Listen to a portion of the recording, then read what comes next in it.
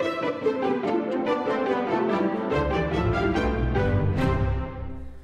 guys, it's John. I am back, and sorry for the delay, but we've been very, very busy. Trying to focus more now on things that real-world Final Cut users might do. This is a great example. It was an event held by my wife's family in Hawaii over Christmas holiday, and they dug a hole and threw a pig in it and cooked it and dug it up and then shredded it and ate it. What's special about what I want to show you? This is a real-world application for something that you might make on your own for your family, and I wanted to show you guys how to do it using basic tools. What's in your backpack when you go traveling. So we're going to analyze this edit, and then later you'll get to see the actual finished project. A couple of quick things. We have made some upgrades. Right now we are running 10 gigabit Ethernet to our server. The server is a ProAvio 16 drive array, ISJ316S, something like that. I don't know. You can go on the ProAvio website and check it out. So we're still using sparse disks. I'd hoped that there was going to be library support in the updates to Mavericks, but unfortunately that's, at least in terms of mounting a library on a NAS, that just doesn't happen. We just deal with it, and we use sparse disks, and they work pretty well. So here we are using our quote hack end quote. I want to break down this edit. It was shot over the course of 2 or 3 days, and I had an RX100 Sony point and shoot camera, great little camera, and then also an iPhone 5S, and I used a Rode SmartLav for miking my father-in-law and his friend David Cunha. Anyway, let's get down to what we had. We have a lot of keyword tagging. That was the first and most important thing that I did. I tagged them from random elements, like the banana farm that I went to, or you know, just bagging up the pork. And now we also have, you know, driving in the car. I wanted to get all that stuff. Right here we have a multicam. Why would I use a multicam on this guy when I obviously just have one camera? I mean, we're not going to go crazy and have 2 cameras. Well, let's go into it. I had to take the audio from the Rode SmartLav and the video from the RX100, which I had on a tripod. It worked out great. Really easy, and made it much easier to get the audio in sync, and then I could take it. So we're using multi-camera, but we're not actually using multiple cameras for this clip. And here's a little brief test on showing you the difference between using a Rode SmartLav and using you know, the built-in point-and-shoot camera mic.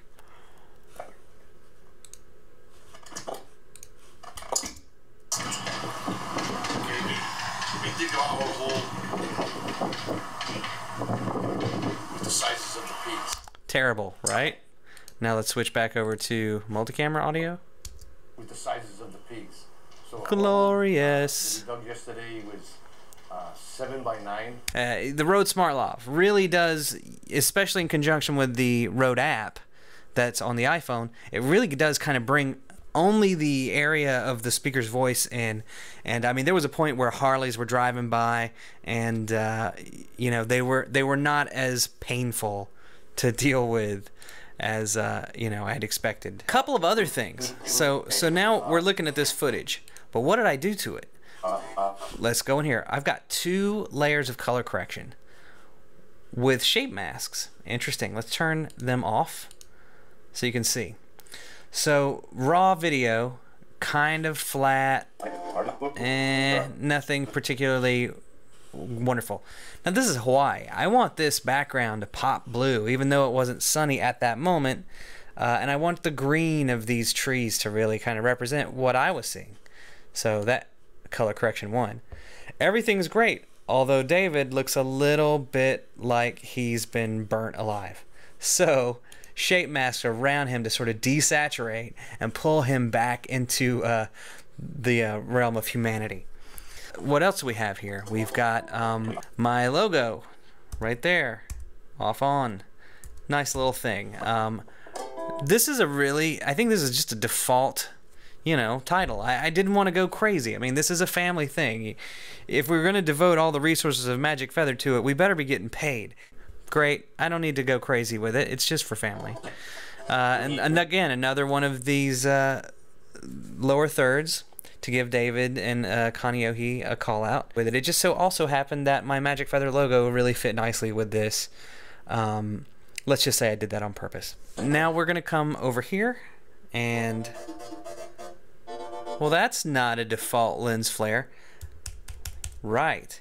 This is Rampant Designs Extreme, I think it's their Extreme Drive. You know, we bought that stuff, right? It was a nice end of the year purchase, a good write-off. All these awesome little flares and gradient overlays and cool things like that. These are just fun little alpha channel based elements. I think they're alpha channel based. Let's double check that. Compositing. Actually, no. I just switch it to add, and that's how we get, you know, a little transition there. While we're kind of starting from the base, what we're looking at, I have obviously music and the VO mics, this Rode Smart Lav right here, and I'm using a compressor on it, and let's see what we've got. This is just kind of my basic compressor. If you don't have time to go to a mixer and do a big thing, we've covered this in previous kind of walkthroughs. This just gives me a nice way to, you know, balance things out. But we're doing a little bit more than that. Let's go into it. This is actually a compound clip. There's our multi-camera audio, right? Everything's fine there. Now check this out. For my father-in-law's interview, I wanted to, you know, kind of balance out his audio without applying a full compressor. So what I did was I added background noise removal, 31%, nothing major, but it does give... I've been doing this ever since I remember. I mean, like... Just pulls it back a little bit. Too much and it kind of starts to sound distorted and a little digital, which we don't really want. Now, loudness. This is a really great thing. It brings up all the low levels and kind of keeps the higher leveled elements, you know, if you scream or shout, kind of keeps those from going crazy. Let's test it out. I've been doing this ever since I remember. I mean, like 6, 7, 8, 10 years old. Great. What else we have going on here? Where'd this amazing luau music come from? I made it in Logic. I made it in like 5 seconds in Logic. It was literally, I just took a lot of the ukulele and Hawaii Island stuff and put them together. And then I put a stupid, you know, echo effect on the music. I don't know if it was great on the ukulele, but yeah, I just didn't want it to sound exactly like I copied it straight out of Logic. And the rest of the music comes from the Rampant Extreme Drive. Let's keep going.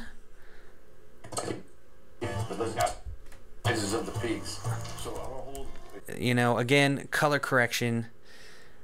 For what it is, I didn't want to go crazy. But I did want to give at least a little bit of love to these elements. So this was a very dark shot. And I am pretty sure I shot this with an iPhone. Very dark. Added some color correction, brightened it up, did what I could with what we had, which is what 99% of you have to do as well. So it's not like we could go back and reshoot. Although I'm not opposed to it, it is Hawaii. This is also iPhone slow motion video. I'm going to use that as often as I can. There was one little thing with the iPhone that I didn't really think about, and you'll see it right here. See this? It's a little bit of distortion wobble, and that's because I didn't enable AEAF lock when I was recording video on the iPhone. So it was trying to stabilize on the fly because, you know, I'm a pretty terrible cameraman when it comes to iPhone. So the camera's trying to compensate for it. If you hold down your finger on the screen while you're recording for, I don't know, 3 or 4 seconds, once you kind of have what you want focused, it's going to enable AEAF lock, and it's not going to do this. It's not going to try to stabilize, and your video looks a lot better. Unless you are running around with your friends kind of just being silly, in which case you want that stabilization. I did not until it was too late, and then... So I'm just warning you, don't make my mistake. Here's some more slow motion video. And just so you can kind of see the before and after. Color. Without color correction, it's kind of gray, kind of flat. It was an overcast day. I'm sorry, but you're in Hawaii. I'm going to give you guys a tan. Right here. Okay.